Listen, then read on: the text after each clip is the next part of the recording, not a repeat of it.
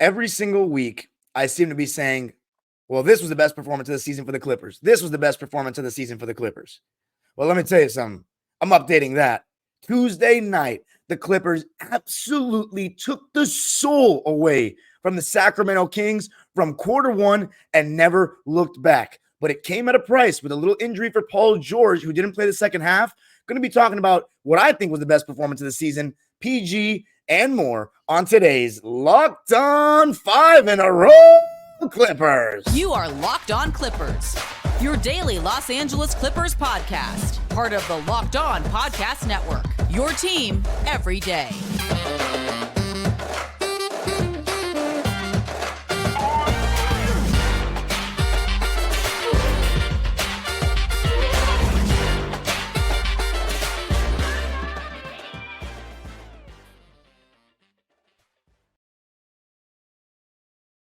Yes, sir. You are locking in with the Clips. Thank you for making Locked On Clippers the first listen of your day, your team every day. I'm your host, Darian Vaziri, born and raised in LA, and in my 19th season as a Clipper fan. You can also follow me on Twitter and Instagram at DimeDropperPod and subscribe to my own YouTube channel, Dime Dropper, for even more LA Clipper and LA sports content. Locked On Clippers, free and available wherever you get your podcasts, including YouTube, where I want you to let me know where you think the Clippers rank in the Western Conference right now. Like, actually, not in the West, in the league. What place team are we when you're talking best teams in the league? Are we fifth, sixth, in your opinion? Try not to be too biased so that I want to hear your thoughts. And this episode is brought to you by Game Time. Game Time is the best place to find exclusive flash deals and sponsored deals on tickets for football, basketball, baseball, concerts, whatever it may be. Just download the Game Time app, create an account, and use code LOCKEDONNBA for $20 off your first purchase. Oh, man, Clipper Nation. We're nice. I'm going to say it right now. We look like a championship contender. Now, I always believed we could be a championship contender, but there was one very key cog to this.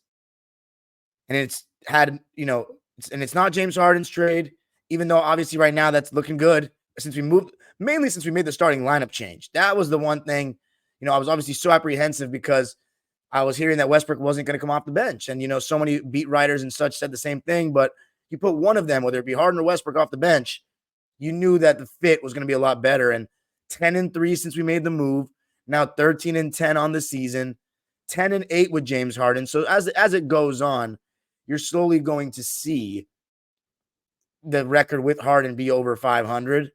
But the key cog, the key thing that we needed was Kawhi Leonard and Paul George to be healthy. And so far, they've played every game, although that may come to an end on Thursday because Paul George sustained an injury that we didn't even see. It went down as a groin strain. Someone said sore groin. I don't know if it was groin strain, but it was a groin injury. If it was just sore, that's a good thing. And Ty Lue said after the game that it was just precautionary. He could have come back in the game if we needed him, but we figured we're up. We're playing well. We can roll out there with the guys, Kawhi, James Harden, Russell Westbrook, Norman Powell, Terrence Zoo.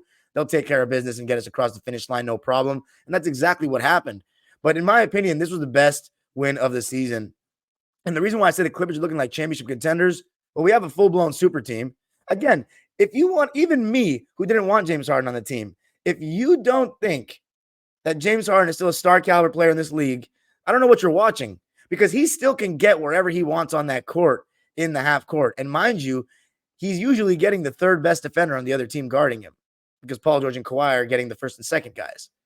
But even last year with Philly, he still can get to where he wants on the court for the most part. One-on-one against elite defense, yeah, he doesn't have the same pop he used to. But I will say this, compared to earlier in the season, James Harden, I think, is moving pretty well. But as far as the whole team performance, I just think right now the Clippers are exuding a lot of seriousness. From the beginning of the season to now. Like, yeah, we had that game against the Denver Nuggets, which with the Reggie Jackson DJ that we lost, which was pretty unserious. But no other game besides that have I thought we were really unserious. Those first 5 games you lost with Harden, I don't think the lack of effort was a problem as much as the fact that the fit was just horrendous playing all 4 of them together. And it's just, when you make a move of that magnitude, it's going to take some time to gel. But besides this game, that I'm going to talk about, Westbrook and Harden on the court together has been terrible. So separating them has led to much better results for the Clippers. And what it also does is allow Terrence Mann to start. And, despite the fact that his three ball is still taking time to return back to the normal percentage that we're used to, in that high 30s, he makes a difference. He always does. Like any net rating statistic or plus minus with Terrence Mann on the court, it's just better since he's been a Clipper. It's just better. And he's much better as a starter. It guarantees him more minutes. And look, Kawhi and Paul have had to shoulder a larger defensive burden since trading Nico and Rocco away. But Terrence Mann at least alleviates some of that pressure to start the game and start each half by guarding the best player on the other team. And let me tell you, De'Aaron Fox, he was really kept in check. As was every Kings player. Keegan Murray was a no-show, and he was a literal no-show in the last game we played against them. He didn't play. This game, he might as well not have even suited up. He had 17 points and 7 rebounds, which sounds really good. His defense was actually pretty good on James Harden a couple times one-on-one, but 0 for 5 from 3, 6 for 14 from the field. The Kings, they shoot a lot of threes, the most in the league. They shot 27% from 3 and 42% from the field. And you just kind of knew they were going to miss shots because the Clippers took it to them defensively. And the most impressive part about all this is it was a back-to-back. And we're playing against a young team. And I know Sacramento had a back-to-back, but they're a younger team. And Jim Jackson, I love him, and I thought he did a great job on color commentary on Tuesday night. But he was saying the Kings had to travel. That's a 45-minute flight. They probably slept in their own beds on Monday night and just flew in Tuesday morning. No excuses for the Kings. They got absolutely clapped. Twice by us, by the way. Twice. Their defense is just, I don't know if it's good enough to win a series right now. Like, Sabonis is just food in the pick and roll. He was the only one, credit to him, that actually kind of showed up to play. But he is food in the pick and roll. Keegan Murray's a good defender. He's become a good defender. I think Fox is pretty good. But there are some holes defensively on this team. Kevin Huerter, in both games that we've played the Kings this year, he has been god-awful. 1 for 8 from the field. They have no answer for Kawhi, by the way. None. But the reason why I'm saying we are nice and saying we're a championship contender is because we're building habits, and that starts with playing our best players every game that they're healthy, which, contrary to what some Clipper fans believe, and I'm not going to out my sources on here, but there were games last season, anybody knows this, that Kawhi and Paul could have played in, and they did not. That's not saying that it's all their choice, but the medical staff was taking the side of precaution. And you can say they did that last night, but there's a reason why. Look at the minutes he's playing, and look how many games he's played, and look at the lead we have. The Clippers have totally come out with a different approach to this season. I'm not going to just BS you guys because I'm your host. I'm not, and I've got a lot of criticism from this last year. People saying I'm too negative in this and that. I say what I see with my own 2 eyes. Last season, unserious. This season, before the trade, after the trade, whatever you want to call it, serious. And it starts with your players not only being healthy, but trying to play every single game. The organization wanting your players to play every single game. And look, the wood, I don't know. The luck is still running through this wooden door that I've been knocking on, but you just knew they weren't. PG and Kawhi are not going to play 82 games. I just hope that this groin thing, because groin injuries, I've had a groin injury myself for like 4 months, just lingering. And every time I play basketball at full speed, it gets a little bit worse, even though it's slowly healing over time. So groins can be really tricky. I hope it's not a big deal for P because we just need him. We need him. We can't have I don't know why I'm laughing. I was literally about to cough. So if you're not watching the show, I was literally just about to cough. That was not me laughing at PG getting hurt. Please don't say that or suggest that. But we need Paul George. Simple as. I hope it's not very serious because even though we got James Harden mainly for injury insurance, that's what I heard from somebody who talked to Jerry West before he made the move in person, said that they're making the move mainly because Kawhi and Paul George's health doesn't convince them. Even though you can argue, a lot of people that wanted Harden just didn't think Westbrook could be a third option on a chip team or whatever. I was willing to give him that chance to show it, And obviously the front office didn't necessarily agree, but I think the main reason for Harden, from what I heard, was injury insurance, just in case something like this happens. So we'll see if Paul George plays on Thursday, but the Clippers just looked fantastic. And coming up, going to be talking more about the game, Kawhi Leonard, and the entire roster and the way they played. Going to be talking about it all coming up. I got to tell you a little something about eBay Motors. Our partners at eBay Motors have teamed up with Locked On Fantasy Basketball host Josh Lloyd to bring you some of the best fantasy picks each week all season long. Whether you're prepping for a daily draft or scouting the waiver wire, every week we're going to provide you players that are guaranteed to fit on your roster. So let's see who Josh has picked out for us on this week's eBay's Guaranteed Fit Fantasy Picks of the Week.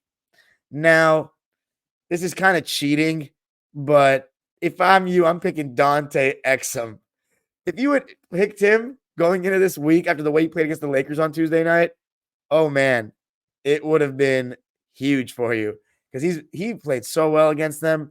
And if Kyrie Irving's out, expect him to get more minutes. So I'm going to go with Dante.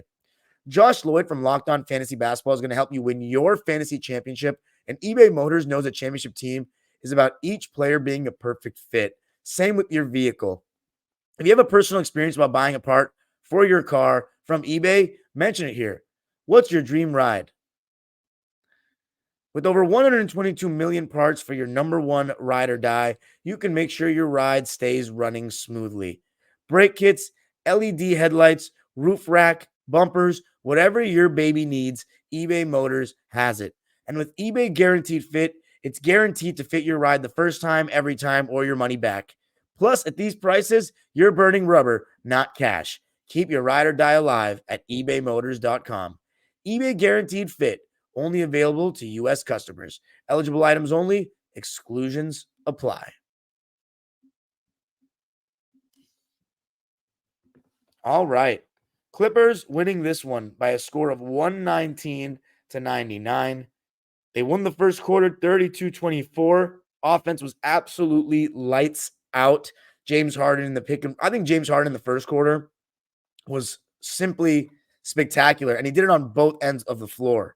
He was very active in the passing lanes. He had one really nice closeout early in the game, so high defensive effort. He even sprinted back on a fast break. Sprinted.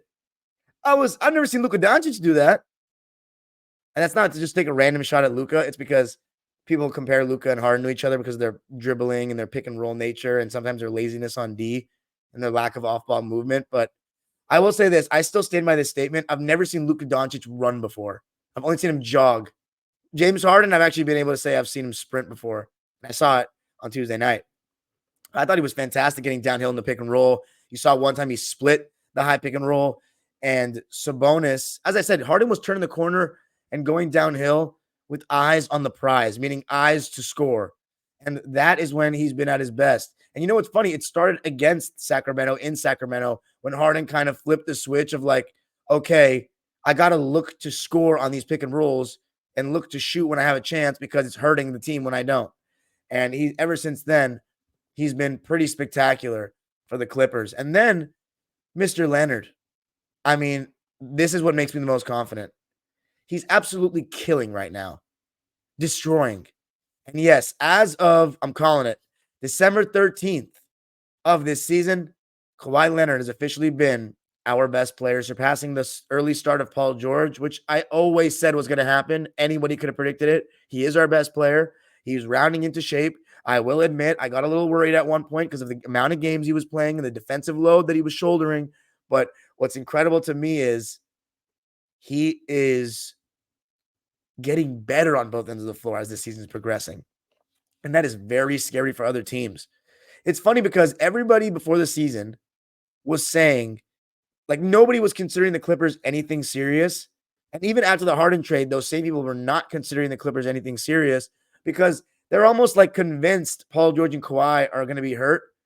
But what they forget is when you play them on a given night and they are healthy, especially Kawhi, you're in for a battle because he's still that good. He looks no worse than last season now.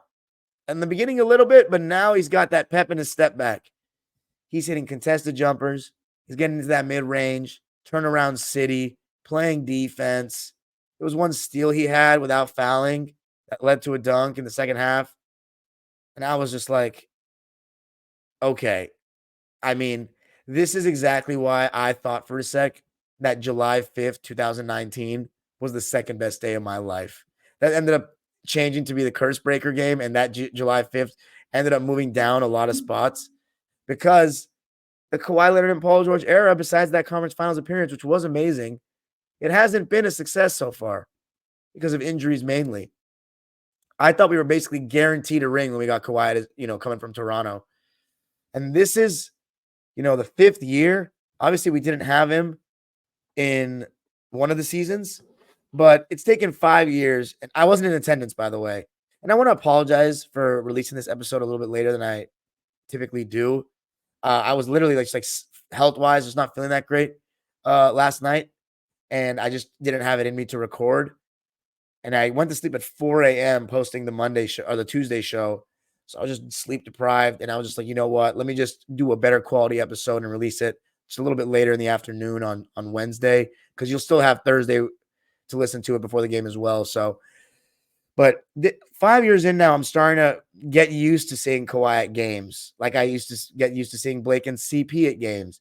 And that's because it's never felt like a consistent run of games with Kawhi in the lineup while I've been in LA, because obviously I was born and raised here, but I went to college for 3 years, and my senior year was Kawhi's first year with us. So I didn't get to actually go to games that season like that, except for 2 of them during winter break. And then no fans in 2021 till the playoffs. And then 2022, Kawhi missed the whole season. And then last year, as I was starting to get used to it, he got injured again and was just in and out of the lineup so much. So now I'm really starting to feel it, where I go to games and I expect Kawhi to play. And it feels like he's a Clipper. He's been here now a couple seasons. And it's amazing. It's an amazing feeling to have who I believe is the best player that's ever donned the Clipper uniform. That does not mean he's the greatest Clipper ever. If you want to see my episode on that, go check it out. It's on this channel with Shap from the Law of the Jam, the pod. We went through an in-depth discussion about that. Kawhi is not the greatest Clipper of all time yet by any stretch. I don't even think it's an argument. But we want him to be. And I think if we win a championship, he has to. Well, if we make the finals, he's got it locked.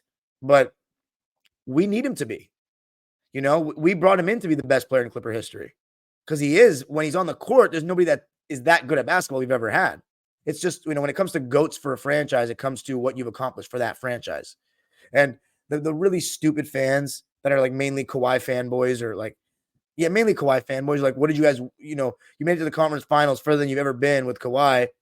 Look, man, Kawhi, we wouldn't have beaten Dallas without him, but we didn't actually get over the finish line against Utah with Kawhi.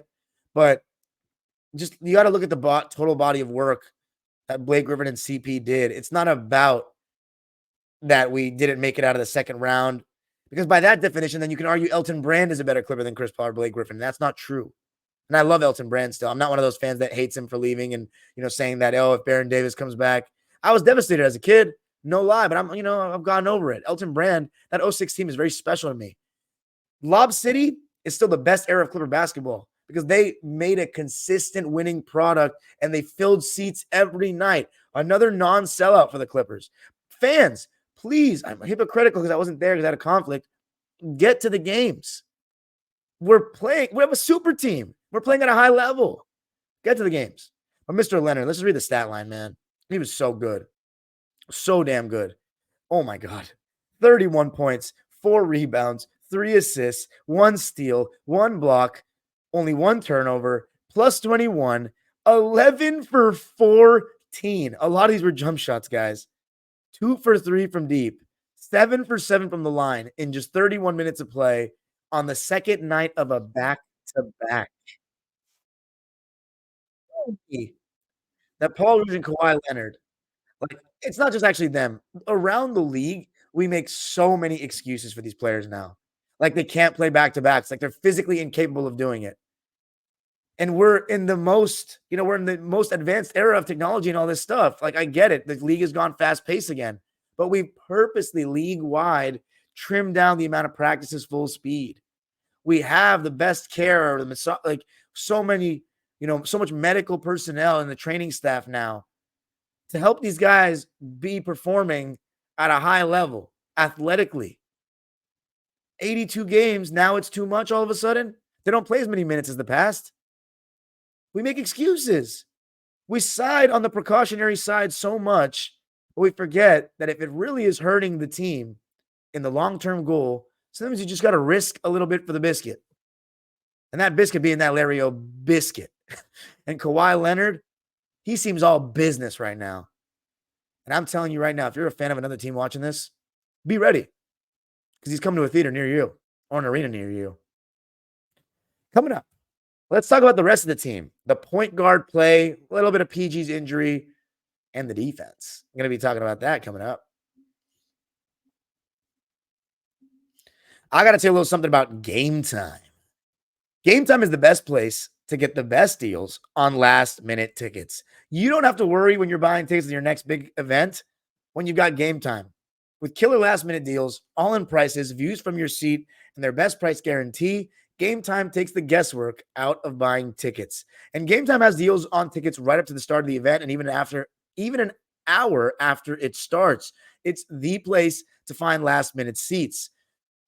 Take the guesswork out of buying tickets with Game Time. Download the Game Time app, create an account, and use code LOCKEDONNBA for $20 off your first purchase. Terms apply. Again, create an account and redeem code LOCKEDONNBA. That's LOCKEDONNBA, 2 N's, for $20 off. Download Game Time today. Last minute tickets, lowest price, guaranteed. All right. So I guess just to recap on the Paul George injury, there hasn't been any news that I've gotten on Wednesday morning, but the fact that it was precautionary and it was just listed as groin soreness, that makes me feel optimistic that he won't be out too long. He might miss the game against the Warriors, who are in absolute shambles right now. So I think we're going to win the game. I'll be there on Thursday. Remember what I said on the Monday show. This week is pivotal for the Clippers. 4-game homestand, some really solid teams coming to town. But if we win these 4 games, or at least 3 of them, all we need is 1 more for that. Take a look at the standings after the week and see where we're at. Right now, we're at 7.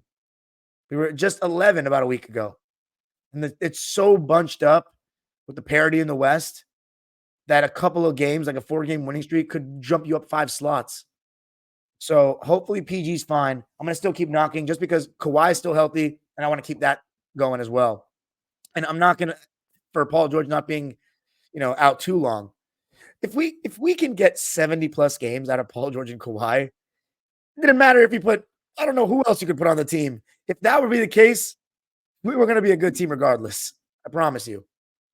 Now, defensively, I thought we were lights out.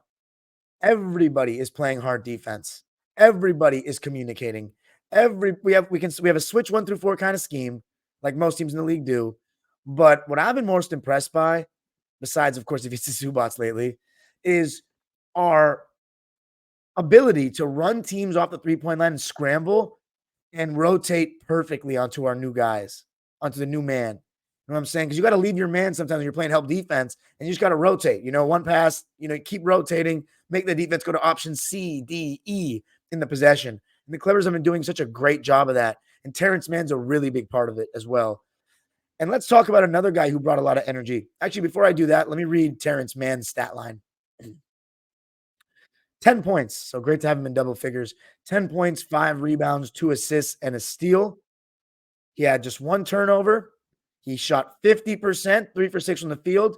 He shot 100% from the line. And by the way, 2 straight games where the Clippers have shot really well from the line. 20 for 21 in this game. Sacramento was 17 for 24. So awesome, because in the beginning of the season, that was a real weakness for the Clippers, was free throw shooting. And the last 2 games, we've been a lot better.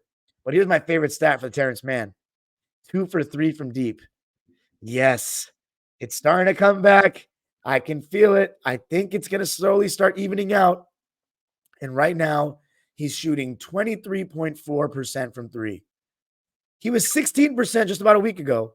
So it's starting to move up. I feel it coming. He shot 40% against Utah. Of course, 25%, only 1 for 4 against Portland, but I can feel it coming. James Harden, I think his stat line honestly does not do him justice. He was fantastic to me.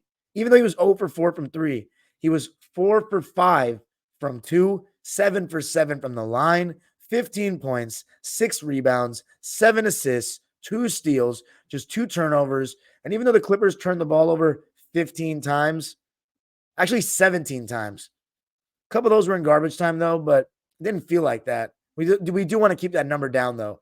But James Harden, some of his pocket passes are just so on the money. He puts just the right amount of power on when he throws it to the floor that it bounces right up and leads Zubats perfectly.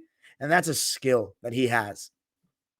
And of course, unlike Westbrook, what makes it so much easier for us to create good shots and pick and roll is because they go over the screens with Harden. They'll go under the screens with Russ. But that brings me to Russ. So by the way, Harden, 15, 6, and 7. Russ, though, in 28 minutes, he was electric. I mean, he came in off the bench, was taking guys right to the basket, 2 feet in the paint, kicking it out, all over the place on defense and on the glass. Some of his offensive rebounds were just like, how does this guy move like this at this age? It's nuts. And the fans, I want to give a huge shout out to Clipper fans, man. The way we treat Westbrook through the good and the bad, it's clearly part of it is because the Lakers treated him so badly, Laker fans. But I can't say enough about my fan base right now. We show Brody love. The other night we chanted his name when he came into the game and he pointed right at us. That's what I love about Westbrook. First quarter in this game, motioning to the crowd. Come on, bring some noise. At the end of the game, the section above the Clipper, not the Clipper tunnel. Actually, it was opposite the Clipper tunnel, was chanting his name and he was dancing to it. So I just want to give Russell Westbrook a huge shout out right now for being so professional in this situation. He could easily say, I don't want to do this. I'd rather go to another team and just play more regardless, but he wants to win a championship. And you can see his body language to me always tells the story. And he was having so much fun on Tuesday night. And I think that's because he's playing with his friends. Like, yeah, his role's not ideal. You can definitely argue he deserves a bigger role. To me, he does. But, and by the way, I have to mention that Russ and Harden shared the court a little bit, and it was actually okay. Does that mean I want to see that going forward? Not necessarily, but it looked good. And Russ was just, I loved watching him play in this one. And his morale, the spirit with him on the court, and even just on the sidelines, dancing like that. I love guys that engage with the crowd. Makes you feel important. And I think that the Clipper fans and the Clipper media have done a great job of making Russ feel loved because he is. And, I've been arguing with a lot of Russ fans on Twitter about they're saying no one's going to give him credit if he wins a ring as a 9th man. You guys are so selfish and ridiculous. Do you understand? I don't think you understand how hard it is to win a championship because you don't prioritize that. You're too worried about his individual stats. It is so hard to win a championship in the NBA, in professional sports in general, but it's very hard to win a championship in the NBA. I've learned this. My uncle told me this. He's a Laker fan, but he became a Laker fan in the early 90s. So he saw the championship drought before in 2000 they lifted the trophy. And he said, when I watched us beat Portland and beat Indiana to win the championship, I noticed how hard it was to win a championship, how everything kind of had to go your way. And as my 19 seasons as a Clipper fan are happening, or as 18 have gone by and 19 I'm on right now, I've only felt that statement more and more as I've gotten older. It's so hard to win a championship. And Russell Westbrook knows that. So taking the sacrifice that he has instead of saying, no, man, Ty, we're going to start. I'm going to figure it out or else I'm not going to be on this team and I'm going to, complain and moan and I'm not going to be happy and satisfied. He could have done that. And for those that are saying he'd be out of the league, I disagree. He's been too good as a Clipper on the court for me to say he would be out of the league completely. But that's a sacrifice.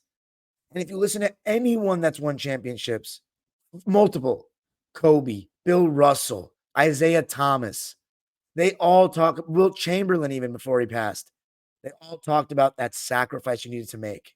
And there's nobody on this team that's made a bigger sacrifice than Russ.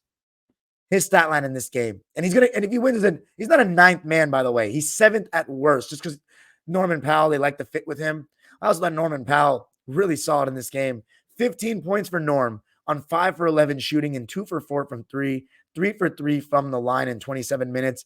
He's just so solid in his role, a plus 26. And then Westbrook, 8 points, 7 rebounds, 2 of those offensive, 3 assists. He did have 4 turnovers, some of them just not good passes, but he shot 50%, 4 for 8, 0 for 1 from 3, and he finally got 20 minutes. He had like 4 straight games without 20 minutes. 5 wins in a row, ladies and gentlemen. 5 wins in a row. You got to love it. Zubats, 6 points, 9 rebounds. Paul George, I actually thought he had a good first half before he went out. He wasn't too aggressive shooting the ball, but nothing bad, taking what the defense was giving him. And his defense was fantastic. 9 points, 6 rebounds, 1 assist, 2 steals for P on 3 for 7 shooting and 2 for 5 from 3. Just 16 minutes played for him. Then the last one, Kobe Brown. I actually thought he was really solid. Some people were saying that his defense is not going to be as good as a lot of guys in the rotation because he's a rookie. But I saw him have some perfect rotations in pick and roll defense, helping the helper. So he's starting to get sharper there. And I like that he shoots the ball without hesitation. He had 7 points in this game and 6 rebounds on 3 for 5 shooting in 24 minutes. I really liked what I saw, and he's getting better as each game goes on, in my opinion. So even though his 3-ball hasn't necessarily been very good this season, I like the other things he's bringing to the table. Rebounding, defense, one-on-one defense, he hasn't been too great. He has a tendency so far of fouling jump shooters, but in help and rotations, he's in the right place, right time. And by the way, Kawhi Leonard, as of now, is officially our leading scorer, 23.3 points a game. Paul George at 22.6. But that's it for me in this one. What a win. 5 in a row. Let's make it 6 on Thursday against the Warriors. Let me know what you think. Where do the Clippers rank right now in the league as far as contention? Kawhi Leonard. Mr. Leonard. He's back. Hope you're okay, Paul George. James Harden's playing at a high level. Russell Westbrook and James Harden playing at a high level at the same time. It's a good time to be a Clipper fan. Super Team City. I hate super teams. It's one of my least favorite things. But it's my team, right? That I've supported when I thought Al Thornton was going to be the next face of the franchise. So I'm happy when we're winning games. There's no doubt about it. The age-old proverb continues. Go Clippers, baby.